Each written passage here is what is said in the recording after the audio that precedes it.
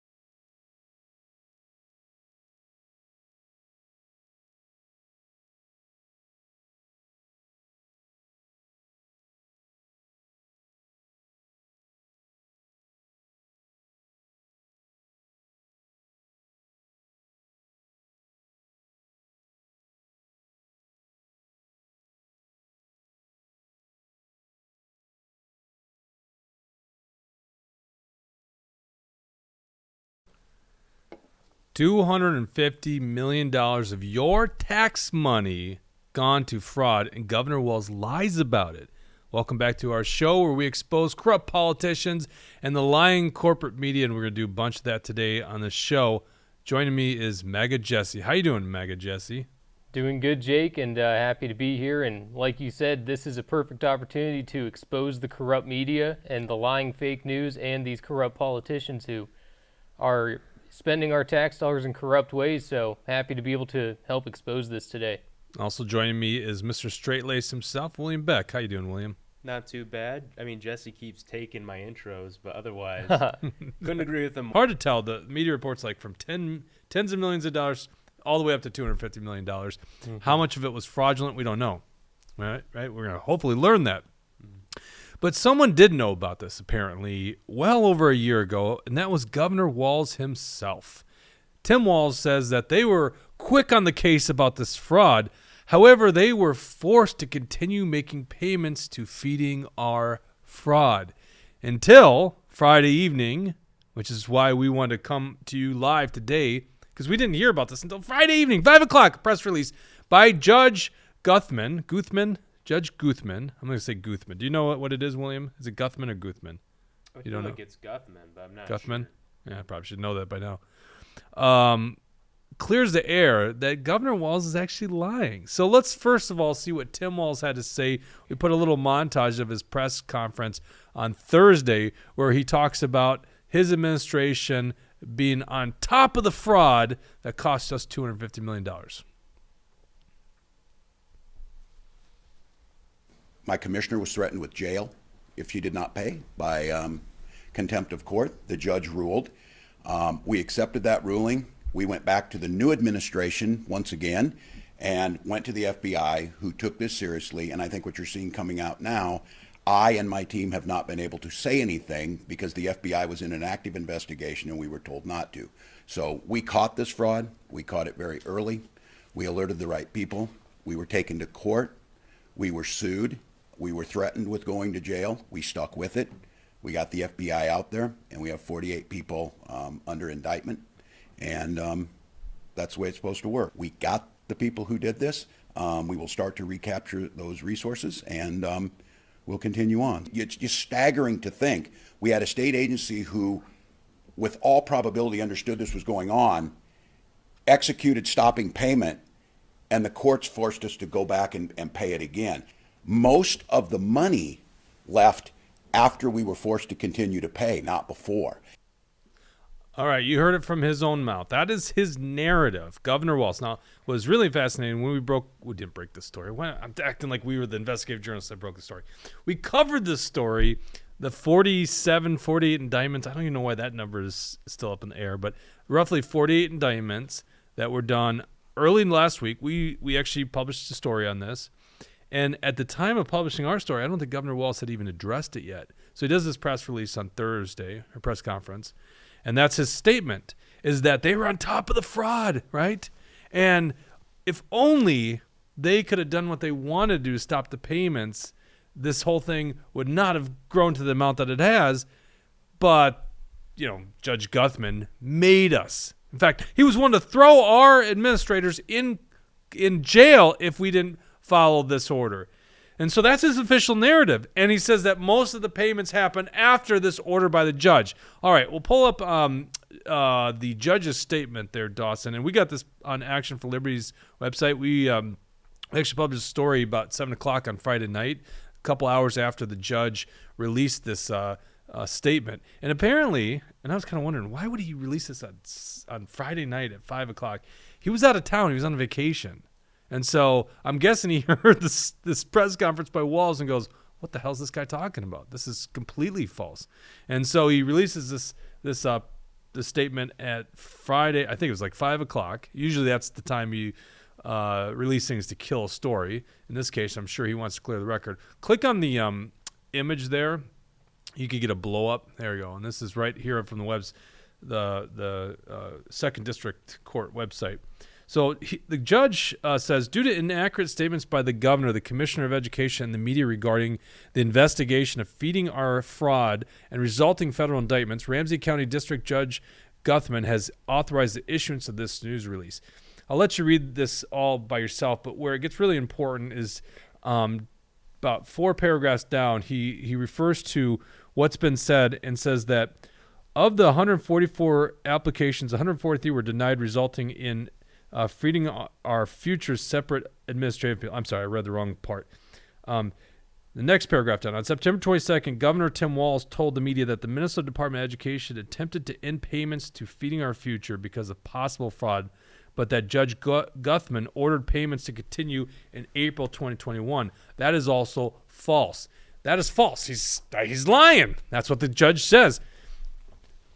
I mean, what a revelation, right? Yep, and this is the narrative that the media has chosen to cover up for Walz. This is the narrative that Walz and Attorney General Keith Ellison are choosing to go with.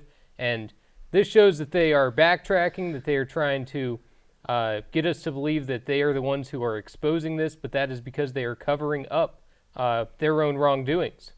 Mm-hmm. Yeah. The statement says the Department of Education suspended payments to FOF based on serious deficiencies letter it issued to Feeding Our Fraud on March 3rd. I'm having a little fun with the term here, by the way. It says Feeding Our Future, or FOF. As a result, Feeding Our Fraud filed a federal investigation of Feeding Our Fraud. The article included the following false statement. Quote, in April 2021, Ramsey County District Judge John Guthman told the department it didn't have the authority to stop payments and ordered the department to resume payments. That is false, according to Judge Guthman. In other words, fake news. Star Tribune. So you'd think that the media's learned their lessons, but here's a Fox 9 clip from Friday. Now, this is Friday at 5 o'clock from Theo Keith, who actually did tweet out the press release. I'm assuming they had to get up on air and they weren't able to correct the story till 6 o'clock. But this is 5 o'clock on Friday, and let's go ahead and roll that real quick. Governor Tim Walz pins blame on Ramsey County Judge John Guthman for allowing alleged fraud to continue at Feeding Our Future.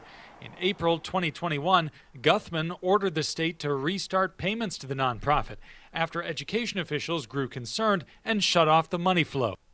All right, you see what's going on? The media just takes the talking points from the left, the talking points from Tim Walz, and states it as if it's fact, and it's not factual. So my question, William, isn't the media's job to actually take what someone says and investigate if it's even true? Like, I don't know, look up the court case, find what they're referencing? Mm-hmm. Yeah, and they haven't been able to make that publicly available. Jesse and I have been looking for the case, and maybe we'll find it after this. But, I mean, I think it's obvious what the media is doing. They're running cover for Governor Walz because this is probably the biggest scandal of his administration. And it's coming right before Election Day. Right. I think you were saying this to me on Friday. It's like the October surprise, right? And even though it's only September, who knows what else we're going to find? And the question is, and then why is Tim Walz lying about it? Like, is it just purely to cover his butt? It's just complete negligence on their part. I mean, they knew the fraud existed, right? So why would they continue making the payments? And it seems to me, I mean, first of all, does Tim Walz, I just answered my own question. I was going to say, does Tim Walz really think we're not going to look it up? Of course Tim Walz thinks that. Because the media just win with his talking points. So they lied to you straight to your face because the media's not going to actually do their journalistic responsibility. So in this case, if it wasn't for the judge, who knows if we ever would have known the truth of the story. Well, and by the way, this is incredibly rare. Like, judges don't usually issue statements like this. They usually let it play out, but you could tell that he was just fuming because of these bold accusations coming from Governor Walz, and clearly they're not true. Otherwise, someone with as high integrity as a judge wouldn't be coming out with a statement like this. It's incredible. Right. Jesse?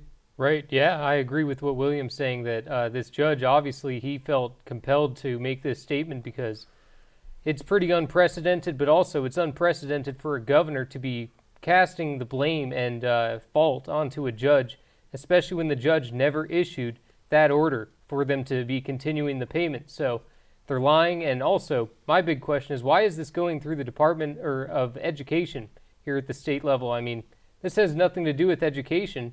And they are using this money supposedly for food, and then we come to find out they're buying cars, they're buying properties, they're buying jewelry. So I the think whole thing's a scam. Yeah, I think the rationale here is that this is like COVID. So this is now becoming known as like the biggest fraud, pandemic-era fraud, right? Because this happened during the pandemic. And it's a lot of money from the pandemic funding, where they just print money out thin air and we solve our problems that way. It's coming from the federal government, and it's allocated through the Department of Education. Well, actually, it's administered through the Department of Agriculture because that's who does food programs. So it's like a feeding our needy. It's a food nutrition program or something like that. So I think it gets administered through the Department of Education because kids are out of school, right? Mm-hmm. And so a lot of these programs flow into the school system to feed children. I think you remember when I was young, you guys were young a lot more recent than me. I don't remember when you were young. Of course you don't. I remember you had to like bring in a check from your parents to get a hot lunch. And I want to say that I was asking my wife, like, how much does the hot lunches cost these days? She goes, they're free. I was like, what? Do I have that right? Do you guys know? That's interesting. I didn't know that either. I remember, especially in elementary and middle school and whatnot, you had to bring in the money to be able to pay for your lunch. So that is crazy. I didn't know that was the new norm. I'm pretty certain I got that right. Do you know, Dawson? You probably don't know. You should just Google and see our Minnesota hot lunch is free. Yeah, that would have changed since I've been in school. Yeah. Well, actually, I went to a private school for high school, so I can't speak to that. Well, I mean, who knows? There's private schools that get it anyhow, but there's definitely Well, maybe I'm conflating the free breakfast. There's like some free breakfast too, which is ridiculous. Yeah, I knew about the free breakfast. I mean, like, I don't even know, and I should know. I'm a parent. Like, we wake up and we feed our children, and then of course my clever little 5-year-old probably is like, ooh, more food, and I'm sure it's all the healthy stuff too, because school lunches are notorious for being very healthy options. Yeah, Well, thanks, Michelle Obama. She did a great job with that one. Thanks a lot, Michelle. One of the good things that Trump did, he repealed all the Michelle Obama food regulations for school lunches. Oh yeah. All right, so they administer it through the Department of Education to help out these children that are needy, that need food, and so this nonprofit, Feeding Our Fraud, by this Amy Bach, wins out in the marketplace. Okay, so they're administering these programs, but they need charities like Feeding Our Fraud to actually administer them. And they're winning out in the marketplace of all this network of charities, which is crazy in of itself, that your government money gets taxed by the feds, flows to the Department of Agriculture, to Department of Education in Minnesota to go to charity, then to go to providers of the food to get to the kids. That's government in a nutshell for you right there. And so this Feeding Our Fraud thing run by Amy Bach undercuts the market, the other nonprofits, by keeping less administrative fees. So it's like lucrative. It attracts all these new providers of these food, and huge in the Somali community. So the Star Tribune did this really interesting story, the fake Star Tribune. Apparently, I don't know how much of the story we have to believe these days, but kind of a little, almost like a puff piece on Amy Bach just the other day. We were reading through it. It's kind of interesting. They almost are empathetic to her, but she made these big strides in the Somali community, and so she kind of got to a high level of status. In fact, we were looking at videos and photos of her at the Somali wedding, and she's known as the one white woman, and she's showered with gifts, and I don't even know what the ceremony was at this thing. And you thought you saw Omar Fattah in that, did you? That's who it looked like to me. It looked a lot like Omar Fattah, the state senator here in Minnesota. Do you have that photo, Jesse? Did you have that ready to go? Yeah, I sent that over to Dawson, and there he is in the corner left. You know what? That's got to be him. He's got a distinct face. So see, in the middle is Amy.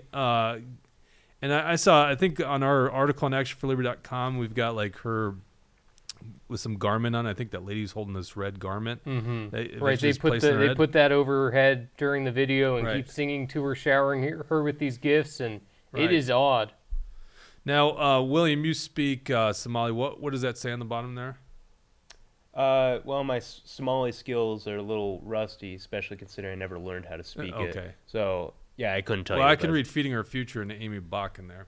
But yeah, that totally looks like Omar Fattah there. Well, so Jesse, you discovered that these guys were donors to Omar Fattah and want Omar, right? That's right. Yeah, they are funding these candidates as well, so it would make perfect sense for him to be involved in this fraud just as much as the rest of them, and at least staying silent as he knows what's going on, because they would hold these events, and that's where the money was going. It wasn't going to feeding our future. It was going to feeding their fraud, feeding their pockets, and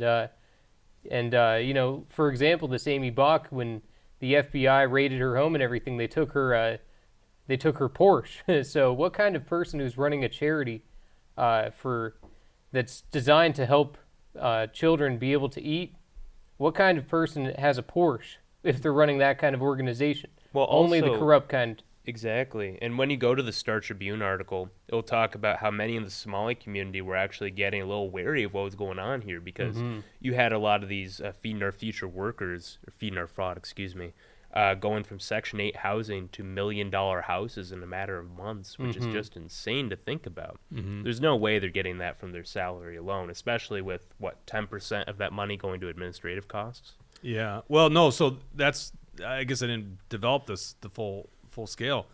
So the administrative cost is the charity. Then they find these providers, and this is where the Somali community, I think, really comes into the equation. The Somali community's got a hell of a problem on their hands right now, because you had CCAP fraud, the child care scandal, which was surprisingly also $250 million. They really target those kind of programs. And now this one, and Lord knows how many other programs they're targeting. So they got a real big issue because if you look at the indictments, it's Amy Bach and the rest are all Somalis, or at least East Africans, immigrants. And so they set up this network of providers, and these providers then get these reimbursements through the, basically administrated through this charity, Feeding Our Fraud, but the Department of Education in Minnesota is the one that actually delivers these repayments. And so the fraud that occurred was these providers didn't even actually help children. Like it was all fraudulent. It was just saying that they had children, and there were no children in most of these cases. Now, I don't know if we'll ever get to the bottom of how many children are actually fed in Minnesota through this program, because you got to imagine somewhere, if there was none, that would be insane. But that was similar to the child care fraud. They were saying that they were providing child care for certain kids that never got it. And of course, child care expenses are far more excessive than a meal for a kid. So they had to milk the numbers of kids like a lot more to get to that level of fraud. Right. Go ahead, William. I was just going to say, I think the Senate Republicans did a report on this a couple days ago, before it became a big news story. But they had some sort of analysis on how many of these children were likely actually fed. And it was like a minuscule amount, like in the single digits, I think. Mm-hmm. Like this completely abused the entire program. Yeah, and you got to think, like, who the hell is, like, following up on these big programs? Like, isn't that the role of government? And the Walz administration's acting like they knew about this, but they were forced to continue making payments, and that's where the story really gets interesting to me. And this is like the Watergate scandal for Tim Walz. At least it seems like it's developing that way, because he clearly lied about it. You can look up the documents. He was never forced or compelled to make these payments. And what's really fascinating is, in April 2021, they decide and make it available to the court that they've come to some agreement with Feeding Our Fraud and saying that, yes, we resume payments on our own because of some deal that they made. Now, I'd love to know what that deal was, but that's the official narrative. Mm-hmm. Right, and like you were saying just a bit earlier about how they were adding all of these fake names, well, it's come out that these food programs and the centers that were in charge of listing out how many children they planned on feeding, they found out that they were using random name generators, that they were listing off hundreds of children that didn't even exist. So they couldn't even go to the effort of trying to find real people. They just listed off fake names, and a lot of this wasn't checked until now. And luckily we're getting some of the truth come to the surface, but they were using fake names. And this Amy Bach, she's been in this business for a long time. She knows the ins and outs. She knows what she was doing. And I don't care if the Star Tribune wants to try to paint her in a positive light. It doesn't sound like things are looking too positive for you, Amy. And this isn't just a referendum on Governor Walz, by the way. This is the entirety of the DFL's problem now. Because you also have Keith Ellison, who's supposed to be prosecuting this kind of thing. If it's true that the if the judge forced Walz's administration to continue funding these things, he should have appealed the decision. Why didn't he appeal the decision? Well, that was a big question that popped up on Friday night. Is like, well, who's telling the truth now? You got a he said versus he said kind of deal. And it's like, well, it's really interesting that the judge made this press release, because you're right, that does not happen. I don't think I've ever seen it. When this came across our desk, because we have this big network of people that kind of feed us stories, this was really quick. It came to us. Do you have something for us, Dawson? Tell William to eat his mic. William, you got to eat your mic. Apparently you're not coming in that. How's that? There you go. We're without Bridget today. She's feeling a little under the weather, so maybe she got cold. She got your cold? No, she got a cold, I guess, right? She wants to blame it on me, but my cold was like 2 weeks ago, so. Right. Although Dawson, joke, right? I think Dawson can blame that on me. There you go. Another important thing here is that, does this sound okay, Dawson? Okay. Another important factor is that you got to be blaming Auditor Julie Blaha too. That's what I was just thinking. That's her entire job. Right. What the heck is she doing if she's not coming out with reports on this? Yeah, I mean, the governor's saying, well, we couldn't comment on this. It was an FBI investigation. It's like, is no one in our government doing their job? Is no one in government telling us what to do? But I'm very curious, first of all, why he lied. Number two, why the hell did they continue these payments? Like, if they really thought this was fraudulent and the judge clearly didn't compel them to make these payments, why did they continue? What kind of deal did they make? Why is Omar Fatah in that damn picture? It would be sad if it's not him, but it really does look like him. You got to wonder that kind of thing. Well, we know that he's involved because the people behind the foundation were giving money to Fatah. Well, that and doesn't mean Omar. they're involved. I mean, you could have someone that just is part of the community and they want to like grease the palms of. Well, but this is interesting though. I'm sure you guys saw this, but two of the people who are indicted in this scandal were former Minneapolis city employees. I believe both of them working closely with DFL Mayor Jacob Fry. yeah. So that's another potential interesting development here. Like, how far does this go? Right. How far? That's the thing is, what we know at this stage is that Governor Walz lied, right? And people don't like being lied to on this case. So why did he lie? Is it just purely because they were negligent, right? They were negligent on obvious fraud, or is it because they were covering something up? And that's fascinating. I don't think Governor Walz himself was getting kickbacks from this program, but were there enough handlers for Governor Walz and people high up in the Democrat Party that was getting kickbacks? I mean, certainly there was money going to Ilhan Omar and Omar Fattah's campaign accounts, which they then, I think, when this story broke, because the story broke back in January, when they raided Amy Block's house. I think pretty quickly Ilhan Omar and Fattah gave those funds to like some charity, right, instead of giving it back to the people. But yeah, it's like, where does this story go? And we don't know. That's what we know. We're here on Monday. What is it, September 26th? That's what we know as of today. It's going to be really fascinating to see where the story goes from here. And I think the other big part of the story is we always say it, that the media just covers for the left. Here in this case, they clearly covered for the left. They just used the talking points. No one in the media went out and looked and said, well, okay, they keep referencing this that's a big story, right? This is what the governor is saying, that he was compelled to make these payments, and no one actually goes and researches the court case. Well, now the DFL is trying to get this poor judge to resign. Right. Did I hear that right? Oh, that's got to have been dropped. I know that was their initial thing on Thursday because Walz was throwing him under the bus, which he's very good at doing. But he was willing to. I think they were asking him, should this guy resign, right? And that was kind of the call, resign, right? But it's like, no, I don't think that call's being made right now. Right, and that's also an unprecedented move for a governor to be telling a judge that he should resign or be removed from office, and For criticizing him. right. And this isn't because he did something illegal or anything wrong. Walz is choosing to go after this guy because he has exposed that Walz is covering up for this feeding our future fraud. So it's unfortunate to see that. They'll target anybody, but that's just the way it goes, and we're going to continue to see more truth unfold with this thing. And Tim Walz, he's got in a real big pickle right now. I'm not sure how he's going to find his way out because he's got to change his story again. Right. Dawson says we got a comment here. Let's go do that. Yep, we've got a comment from Rumble. Carla Nelson is asking, is this something the state auditor should have caught? Yeah, I mean, I guess I'm not spun up. Weren't you? No, that's not the senator. Oh, okay. Yeah, Is it's it the the senator senator? Carla Nelson. Oh, maybe it is a senator. No, I think we have a follower that's got the same name. It's Okay. spelled differently too. I think it was a K, if I remember right. No, good question, Carla.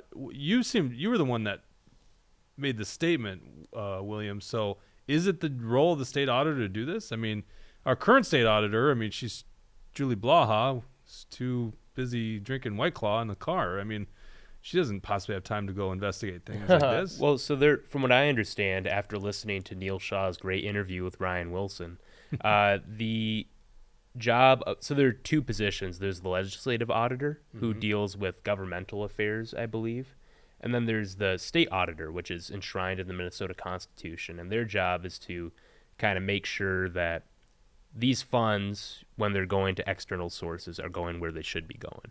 It's my so understanding. it's right under their purview. Right, and Ryan Wilson and Jim Schultz, the Republican candidates for auditor and attorney general, respectively, are actually having a press conference at some point today. I don't know if that's already happened or not, but it'd be interesting to see what they're saying. I mean, this is, like I was telling you earlier, Jake, this is the October surprise. This is something that Republicans need to be pounding on. Right. And I think Scott Jensen actually has a chance of winning now if he messages on this correctly. Well, I think he had a chance of winning anyhow, but yeah, this definitely could be done differently. And outside of just elections, because everyone's focused on elections, it's election season. It's just like what is right and what is wrong. And in this case, you don't lie to the voters, don't lie to the constituents, and you get to the bottom of $250 million because it pisses me off. I get taxed so much by the government, and then it just goes and it's used as in fraudulent cases. And like the worst, like you're going straight to hell if you take money that's designated for needy children and you do it to enrich yourselves. So from the auditor's website, of course, Julie Blaha, Mrs. Whiteclaw, could just decide what she wants to do with the role of her job, but she writes, it says, our jurisdiction, the Office of the State Auditor, oversees local government financial activity in Minnesota by performing audits of local government financial statements and by reviewing documents, data, reports, and complaints reported to the office. The financial information collected from local governments is analyzed and serves as a basis of statutory reports issued by the Office of State Auditor. So and I've heard her in this talking point often talk about the local governments as almost in a way where it's like, well, I'm only looking at like the city of Bloomington. I'm not looking at the stuff at the state level. So it does seem like it's a little jurisdictional fight here. I'd be curious to see what Ryan Wilson's saying about this, though. Because surely he has some sort of comment. Again, that's the Republican candidate for state auditor. Right. And one thing that I'm thinking about, let's just take Walz's statement as fact just for 1 second. Let's say that he was aware that this was a fraud organization and that he was forced to continue to pay it and that there was a judge rulement on it. If that's the case, why would he not appeal that decision? Why would he not continue to fight it and say that Minnesota taxpayers shouldn't be funding a fraud? But, of course, that's not what happened, and that's why it's so obvious that he's lying to us right to our face, because if he knew this was a fraud all along, he should have stopped the payments. Well, and to add insult to injury, Minnesota took in a $9.25 billion surplus this past year, and then we have an additional, $2 billion in the budget reserves, so that's over $11-12 billion in extra taxpayer money that's just being held on to. Now you're telling me that $250 million of that was scammed away from Minnesota taxpayers. Well, that's a different pot of money because this is this is federal funds that work through the state. Point still stands. It does still stand. I look at it as like, well, the feds just printed the money, so we're all paying for it that way, right? You wonder why prices keep going up. It's because they print all this money. And the interesting thing about inflation is inflation hurts the people that are last to touch the money. So the first people to touch the money don't have the high prices. So essentially they print all this money, and this isn't the only program that they're printing money for, but they print all this money. It goes $250 million through the state of Minnesota, and it goes to these fraudsters who then take this money and go spend the economy on luxurious items, and then that money trickles through the system, and the end users, because eventually that money ends up in our hands, like through other transactions, and we're the ones with the higher prices. So yeah, we are paying for the damn money or damn program. Mm-hmm. And once again, it's supposed to go to needy children. I looked up, it says the state auditor performs the annual single audit of nearly $26 billion in federal funds spent by state agencies and their sub-recipients. That's the state auditor? State auditor. So yeah, it looks like that is a role of the state auditor. Because I know that the Office of the Legislative Auditor, again, that's the position created by the legislature, right. I think in the 70s. There's some confusion over where their jurisdictions lie and overlap. Mm-hmm. Again, you guys should go watch Neil Shaw's podcast with Ryan Wilson. It's very informative. Yeah, I'm obviously not an expert on this particular case, but it doesn't matter. It's like anyone in government that has any common sense that wants to get to the bottom of fraud is welcomed in this case, right? Mm-hmm. If there could be a bunch of finger pointing here, in the case of Tim Walz, I'm going to point at this judge and lie what he said about what he said or what he did. And thank God the judge actually cleared the record. And now we'll see the political fallout of this, hopefully in the next 5 weeks, because this is a big story. This is a huge story. And Governor Walz should sink because of it, in my opinion. Yeah, I mean, amongst many other things. But like, you don't lie about something like this. And then why would you lie? That's the big question to me is why would you lie? Mm-hmm. I mean, I don't know. It seems like Minnesota voters really don't care about this kind of thing, though, because you saw the same thing with the CCAP funding a few years back. and how all that money was shipped off to I would terrorists in argue that foreign they did nations. care about that. I think people really care about fraud, and in this case, like, I mean, that was also money going to kids, right? Kind of the parents when it comes to childcare. In this case, when you fraud like actual money that's supposed to go to kids to feed them, it doesn't get any worse than that, right? Well, and the bigger thing is that Tim Walz got caught red-handed lying, or at least we're pretty sure he got caught lying. I think that's why a do big you leave thing. an opening there? Where do you think he may not have lied? Let's say this is devil's advocate. Play it. Let's say Go ahead that and this advocate for the judge. devil there, William. Let's say this judge. I don't know anything about his background. Let's say he's a Republican crony. So he who's is just trying to- he is a plenty appointee. It was the first thing I did. Is I'm like, well, let's see that, because obviously it was a Dayton appointee. It would be a better headline. Right. So that's of course what they're going to say. Oh, he's a partisan hack. And I've actually heard good things about him in general. Like he's Yeah. a very factual guy based on the lawyers I've talked to. But let's say he's just a Republican hack trying to sink Tim Walz. That's probably what the DFL is going to come back and say. Oh, this is just political. Now they're the ones accusing judges of being partisan, which is funny because that's usually a conservative talking point. Right, But and there's a lot of details in this kind of case, so of course they can muddy the waters as much as they want to and confuse the public on it and cast the blame to the judge, and that is probably going to be what their plan of attack is just muddy the water, confuse the people, and distract. Yep, and that's what politicians did on the Doe v. Gomez issue for the longest time, and the taxpayer funding of abortions. Just make the issue so convoluted and confusing. I think you're right, Jesse. I think the DFL's maybe one of the DFL's better strategies, as opposed to attacking the judge, is just to make the issue so complex that no one's going to understand it or care, quite frankly. Yeah, well, people are going to care. $250 million of our tax money going to a fraudulent program, and there's now 48 federal indictments. That's a big story, and it's going to continue playing out. All right, we got another show this week. We're going to get into some other issues, especially where the Trump case is. Jesse and I were talking about. We want to edit this program, but we're like, that's a program in and of itself because there's a lot to talk about there. And we'll probably come back also with a Stumper Trump segment and news from around the globe. We don't usually do a Monday program, but we thought we had to talk about this issue. I think it's too damn important. It's got to get out there. Thank you for tuning in, and we will see you later. Thank you.